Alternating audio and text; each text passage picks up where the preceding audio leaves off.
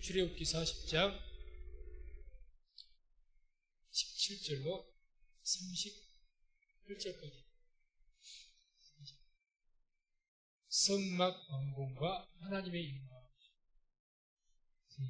드디어 성막이 완공이 되고 그러면서 하나님의 영광이 임재한 그런 모습을 보여주고 있습니다. 그래서 오늘로 해서 출애굽기는 마치게 되고 그런 민수기를 계속 같이 보도록 하겠습니다. 그래서 계속 창세기, 출애굽기, 민수기, 레위기, 신명기를 뺀 이유는 이게 다 율법서이기 때문에 국조문입니다. 그래서 국조문은 이렇게 따로 우리가 다음에 볼 수 있게 되고 역사의 흐름에 있어서 창세, 출애굽기, 펼쳐하고 민수기 광야 생활이거든요. 광야 생활.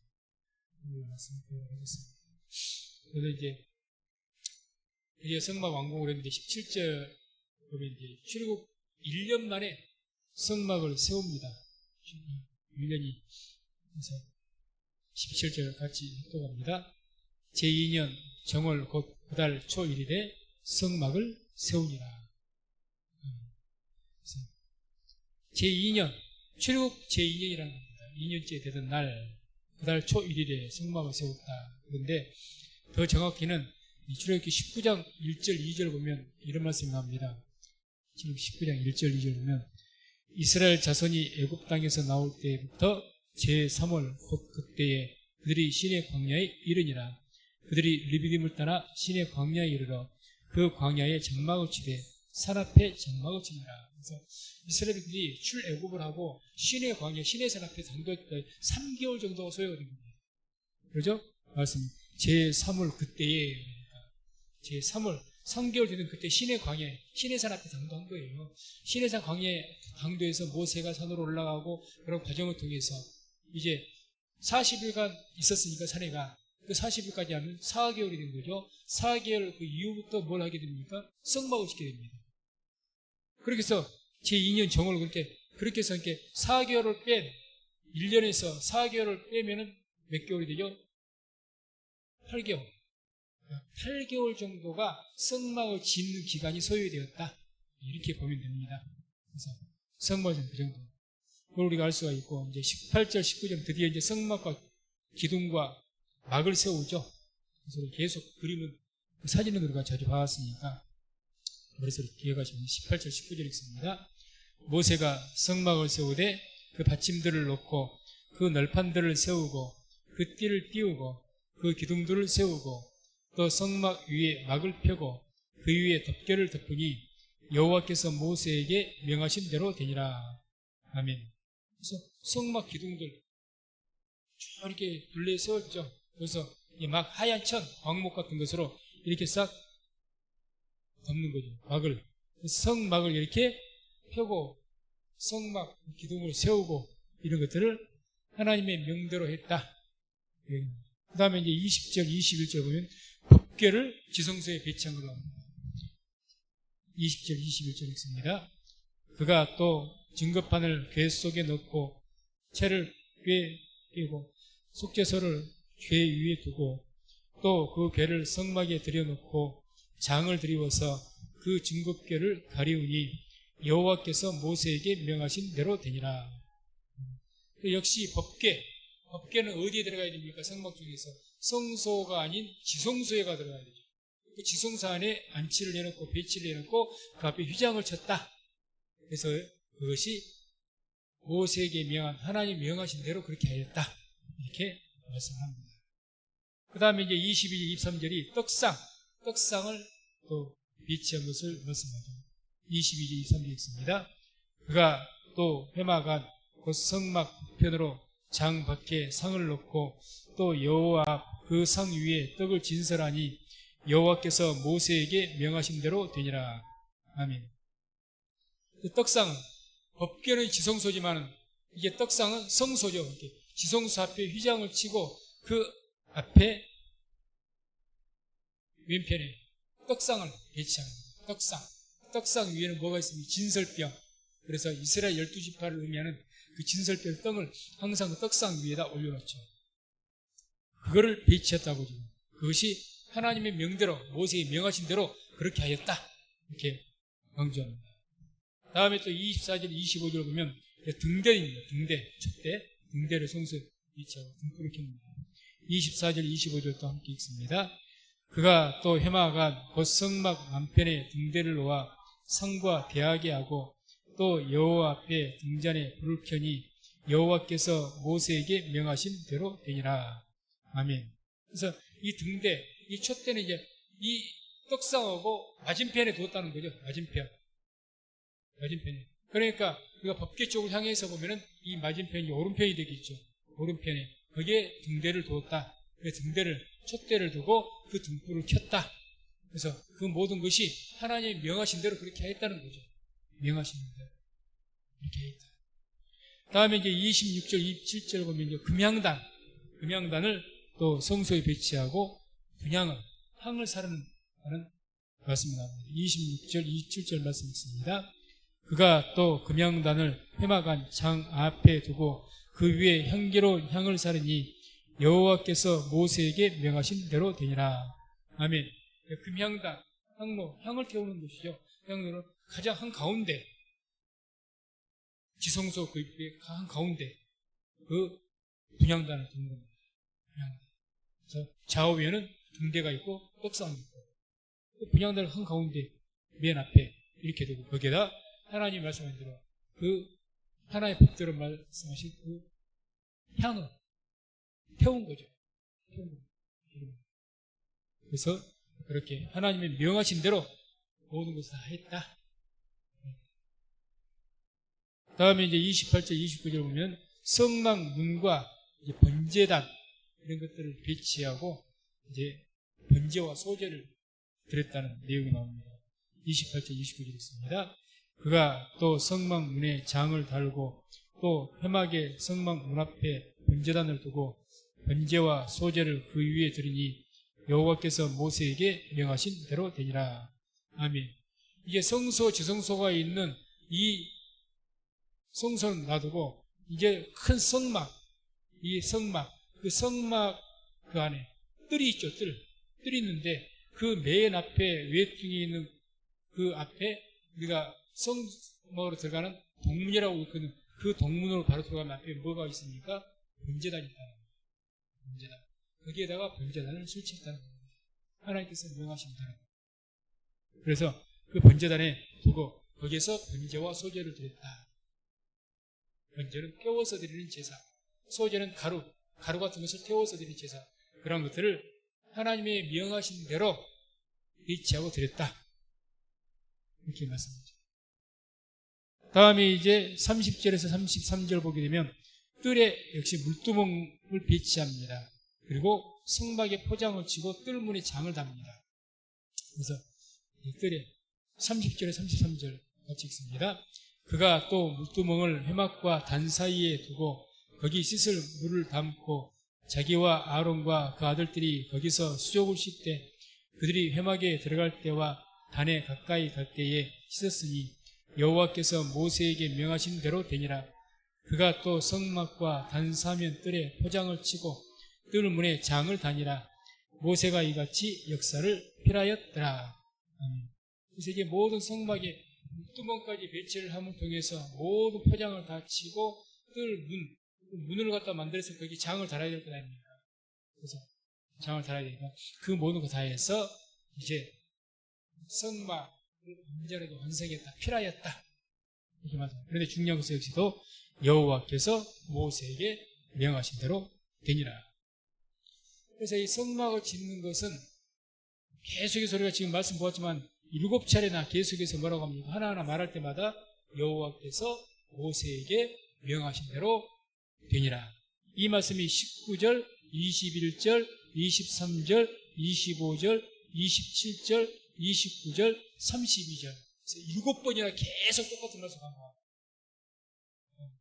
그래서 성경 읽으실 때 똑같은 하나님의 말씀이 반복된 것은 굉장히 강조하신 겁니다. 그래서 굉장히 강조하신 거예요. 아니 뻔히 한 번 했으면 되지 뭘 또 하고 또 하고 또 하겠습니까? 이유가 있는 거예요. 계속 반복하시고 또 주님께서 성경에 말씀할 때 우리 신약 성경에는 주님께서 진실로 이렇게 한 번 진실로 하실 때가 있고 두 번을 진실로 할 때가 있고 진실로 말 없이 그냥 말씀하신 것이 두 번입니다. 가장 강도가 높은 말씀은 진실로 진실로 내가 너에게 이르노니 이 말씀이죠. 얼마나 하나님 절절하신 건지 모릅니다. 그래서 성경에는 반복이 똑같은 말씀이 반복됐다든지 강조한 어떤 의미가 계속 진실로 진실로 있든지 그런 내용들이 있으면 이건 하나님께서 굉장하게 중요하시고 뭔가 우리가 강조하시는 내용이구나 이렇게 딱 봐야 돼요. 여기서도 똑같은 말이죠. 토시아한테 여호와께서 모세에게 명하신 대로 되니라. 뭐가요? 성막을 짓는 것, 배치하는 것 한 가지가 어떻게 됐다는 거예요. 어떤 것? 자, 그럼 이렇게 생각해 볼 수가 있습니다. 성막을 짓는 거 어떻게 보면 모세가 능력이 있고 또 기술자들도 주위에 많이 있고 그러니까 모세의 뜻이나 의지가 반영되고 그의 힘이 반영된 것이 아니라 이 성막이 어떻게 됐다는 거예요? 온전하게 100% 하나님의 뜻대로 됐다는 거예요. 모세의 계획이나 뜻이나 의지가 아니고 또 뭐 기술자도 올리압과 부살렙 이런 기술이 좋으니까 그 사람들의 기술에 의해서 된 것이 아니고 사람의 능력이나 뜻이나 생각이 아니라 성막이 뭐에 의해서 됐다고요? 오직 하나님의 뜻으로. 그걸 강조한 것이 여호와께서 모세에게 명하신 대로 되니라. 이게 중요해요. 성막이 인위적이지 않다. 사람의 생각이나 사람의 의지나 거기에 전혀 개입되어 있지 않다는 겁니다. 그래서 지난 시간에도 제가 설명드린 걸로 알고 있습니다만 성막이 다른 말로 표현하면 어떤 게 표현할 수 있다고 했습니다. 하나님께로 나아가는 길, 구원의 길. 사람들 왜 그렇습니까? 현재 제사를 드리고 어떻게 나갑니까? 하나님께로 나아가는 길이에요. 성막은. 아멘. 하나님께로 나아가는 누구도 하나님께 못 나갑니다. 그래서 어떻게 나갑니까? 성막을 통해서 하나님 앞에서 제사를 드리고 피를 뿌리고 그 율법대로 나갈 때 하나님의 처소인 하나님께서 항상 함께 하시는 법궤 지성소까지 나갈 수 있는 줄로 믿습니다. 그것도 누가? 이스라엘 백성 대제사장만이. 어쨌든 그렇게 나갈 때 그냥 나갑니까? 그 대제사장 뭘 가지고 나가죠? 이스라엘 백성들의 죄를 가지고 나갑니다. 죄를. 그래서 그 죄로 해서 흘린 피, 우리를 대신해 죽은 그 짐승들의 피, 이 피를 가지고 지성소로 들어가는 거죠. 1년에 한 번. 7월 10일 날 대속죄예요. 그래 법궤 하나님의 시원자, 은혜를 베푸신 장소, 속죄소, 덮다는 뜻, 카포레시라는 뜻, 이 덮어버리는 모든 죄를 덮어버리는 거기에 피를 뿌리는 겁니다. 그러면서 제사를 드립니다. 그러니까 이 성막은 뭐 하는 것이 성막이냐? 하나님께로 나아가는 길입니다. 오늘날로 말한다면 이 성막은 구원의 길이죠. 그 성막이 곧 예수님이라는 거예요. 그러니까 예수님 외에는 하나님께로 나아갈 자가 없는 줄로 믿습니다. 구약시대에도 성막으로 말미암지 않고는 하나님께로 나아갈 길이 없습니다. 없어요. 그렇기 때문에 이와 같이 그런 구원의 길, 하나님께 나아가는 길은 조금도 인간의 어떤 것이 개입되지 못합니다. 100% 하나님의 뜻으로 되어진 줄로 믿습니다. 그러니 예수님께서 영원전부터 택함받아서 우리를 위해서 이 땅에서 죽으실 것이 예정되어지고 십자가에서 죽으시고 구원의 우리의 유일한 구원의 주로서 세우신 그 예수님이 우리의 그 예수님을 믿는 믿음으로 구원을 얻는 그 모든 것이 우리 인간의 의지나 노력이나 행위나 어떤 것으로도 전혀 거기에 개입되지 않다는 거예요. 오직 하나님의 뜻으로 말미암아서 우리가 예수를 믿어서 구원을 받는 줄로 믿습니다. 그걸 지금 알 수가 있는 거죠. 성막은 예수님의 그림자입니다. 그림자입니다. 그래서 이와 같이 하나님의 뜻대로 했더니 그 결과 어떻게 됩니까? 34절, 35절에 하나님의 영광이 성막에 임한 겁니다. 34절, 35절 읽습니다. 그 후에 구름이 회막에 덮이고 여호와의 영광이 성막에 충만하며 모세가 회막에 들어갈 수 없었으니 이는 구름이 회막 위에 덮이고 여호와의 영광이 성막에 충만함이었으며. 아멘. 자, 보십시다. 성막, 그 성막에 하나님의 영광이 충만하게 임하였다. 이것을 우리 신약시대로 말한다면 하나님의 영광이, 자, 이 성막이 오늘날 같은 또 교회와 마찬가지인데, 교회인데 이 성막과 교회, 이 교회에 하나님의 영광이 충만했다. 그 사건이 언제 있었습니까? 오순절날. 오순절날 성령이 우리 기마에 충만하게 된 것은 왜 충만케 임했습니까? 우리가 회개하고 예수를 믿고 죄사함 받았기 때문에 성령이 임하신 줄로 믿습니다. 정결케 되었기 때문에. 성막이 마찬가지입니다. 성막에 만든 모든 물건들은 다 부정할 수가 있고 세상의 땅의 것이에요. 그런데 하나님의 뜻으로 말하면 그걸 정결케 했지 않습니까? 정결케 하고 그것으로 하나님의 뜻 가운데서 성막을 지었고 하나님의 뜻대로 모두 되었기 때문에 하나님의 영광이 가득한 것처럼 이제 교회가 예수께서 우리 교회를 위해서 성도들을 위해서 죽으셨고 피로 우리가 정결함을 받아서 깨끗하게 되었고 모두 하나님의 뜻대로 이루어지니까 비로소 하나님의 영광이 성령이 임하셔서 성령이 충만한 역사가 임한 줄로 믿습니다. 그래서 하나님 우리가 오늘날도 그러니까 성령이 충만한 하나님의 영광이 충만한 하나님의 성령이 충만한 그런 교회가 그런 우리가 되고 우리 교회가 되기 위해서는 어떻게 됩니까? 우리가 첫째는 성결해야 되고 그러니까 예수의 피로 이제 성결했으니까 우리의 삶 속에서 모든 것들이 우리가 모든 행하는 것이 하나님의 뜻 가운데서 우리가 행할 때 하나님의 성령이 충만한 은혜가 임할 줄로 믿습니다. 그래서 성령 충만함 받기를 원한다면 이유 없습니다. 하나님 거스르지 말고 성령 거스르지 말고 성령님을 소멸시키지 말고 성령님을 근심시키지 말고 하나님의 영의 뜻대로 순종하고 하나님의 뜻대로 행하여서 성령 충만함을 받으시기를 주의 이름으로 축원을 드립니다. 그래서 35절 보게 되면 이런 말씀이에요. 모세가 회막에 들어갈 수 없었으니 모세조차 하나님의 영광이 가득한 그 성막에 쉽게 못 들어갔다. 이게 무슨 말씀일까요? 모세가 회막에 들어갔었던 모세도 죄인이기 때문에 그렇습니다. 모세도 죄인이에요. 죄인이기 때문에 쉽게 들어가지 못하는 거죠. 쉽게. 아예 들어가지 않은 것이야. 그 뒤에 이제 모세가 들어갔으니까 하나님의 영광이 충만히 모세도 회막에 쉽게 들어갈 수가 없었다. 그래서 이것은 모세도 죄인인 것을 모세가 하나님이 대리자고 능력자니까 뭐 죄가 없는 그런 분이 아니라 모세도 죄인이기 때문에 오늘날 카톨릭은 교황이 무음하다고 그러죠. 교황은 죄가 없답니다. 그들의 교리입니다. 카톨릭이. 성경에 예수님 외에 누구도 무음한 자는 없습니다. 오직 무음하신 분은 예수님께서 무음하시기 위해서 성령으로 잉태되신 거예요. 인간의 육체를 통해서 태어난 자는 모두가 다 죄 아래 있습니다. 그 어떤 자도. 그러나 예수님은 인간의 육체를 통해 탄생하신 것이 아니라 성령으로 잉태된 줄로 믿습니다. 예수님이 무음하신 분이에요. 하나님의 아들이고. 그러나 모세가 됐든지 누가 됐든지 간에 아무리 위대한 하나님의 종일지라도 다 죄인입니다. 다 죄인. 그런데 교황이 그런 인간 교황이 무음하다고 성경에 있을 수가 없는 일이죠. 성모 마리아가 뭐 예수님 잉태를 했다고 해서 성모 마리아가 무슨 뭐 신이라고 해요. 하나님이라고. 심지어는 뭐 예수의 어머니라고 해서 숭배하고 그래서 완전히 잘못된 거죠. 그래서 분명한 것을 우리가 알아야 됩니다. 예수님 외에는 무음한 자 없습니다. 없어요. 그래서 이와 같이 아무튼 오늘 말씀 성막을 하나님 뜻대로 지었더니 거기에 하나님의 영광이 충만하더라. 이렇게 말씀합니다. 그래서 모든 하나님의 명령대로 모세에게 명하신 대로 되니라. 그래서 이제 이 성막에 하나님의 영광이 임하였고 그 다음에 이제 36절, 37절 보게 되면 이 백성들이 그 성막에 하나님의 영광이 임하고 광야에서 따라다녔던 뭐가 있습니까? 하나님의 영광이 구름같이 임해서 불과 구름 기둥으로 그들을 인도하시는 거죠. 그런 하나님의 인도하심에 백성들이 순종을 하는 그런 모습이 나옵니다.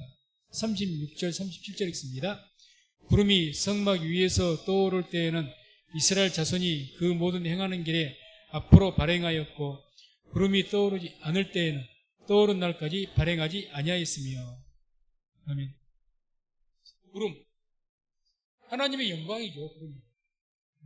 그 하나님의 구름이 떠오르면 좀 하늘 높이 공주로 떠오르면 그게 하나님께서 이제 진행해라, 길을 가라 하는 명령이고, 내려오면 머물러라, 이런 하나님의 사인이 되는 겁니다. 그렇게 했다는 거죠. 그래서 민수기 이 내용을 좀 더 상세하게 설명한 부분이 민수기 9장 18절에서 23절입니다. 말씀을 같이 함께 합독합니다.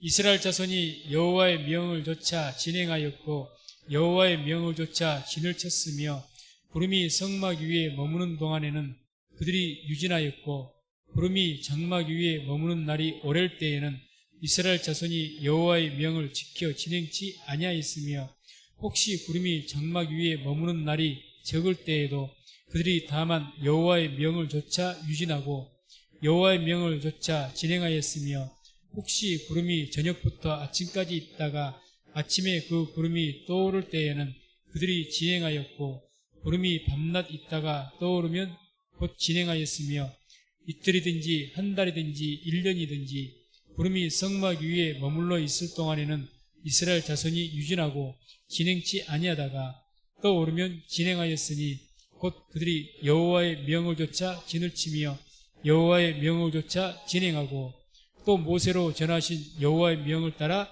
여호와의 직임을 지켰더라. 아멘. 자, 우리가 광야에서 40년 동안 주님께서 가장 핵심적으로 이들을 훈련의 장이었는데 그 훈련시킨 첫 번째 것이 뭐였습니까? 첫 번째는 사람이 떡으로 사는 것이 아니고 하나님의 입에서 나오는 말씀으로 산다는 것이 첫 번째였고, 여기 오늘 본문에 넣습니다. 두 번째가 뭡니까? 바로 이 말씀이죠. 하나님의 명령에 철저히 순종한 겁니다. 명령이. 그러니까 뭐라고 말합니까? 구름이라는 것이 하나님의 성막에 떠오르면 그날은 무조건 광야를 걷는 그런 날이고, 구름이 딱 내려오면 머물라고 한 거니까. 그런데 말씀이 어떻게 나옵니까? 이 구름이 오늘 저녁에 딱 내려서 장막을 쳤어요. 장막을 한번 텐트에 치고 보는 게 얼마나 힘든 일입니까? 200만이나 되는 사람이 장막을 쳤다는 거예요. 그런데 그 다음날 아침에 다시 구름이 뜬 거예요. 그럼 어떻게 됩니까? 아이고, 어제 쳤는데 벌써 또 이 장막, 이 힘든 일 또 하라고, 또 거두라고. 그런데 그렇게 했다는 겁니다. 우리가 저기 야외에 가갖고 텐트 하나 친 거 거둔 것도 힘든 일이에요. 그런데 이 사람들이 이제 그 장막에 한번 영화 같은 거 보셨습니까? 그 막 광야 같은 사는 사람들, 베두인들이 이 사람들 텐트 치는 거?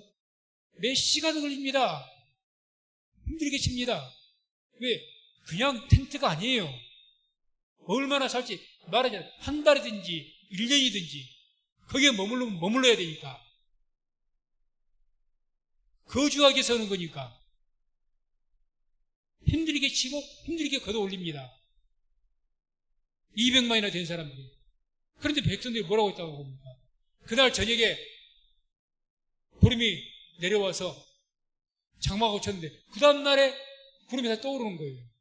저녁 내내 그냥 어쩌면 새벽까지 쳤을지도 모르는 거예요. 그래도 하나님께서 다시 가라고 하니까 아무 말 없이 걷어서 갔다는 거예요. 원망불평하지 않고. 하나님 이게 뭡니까 도대체?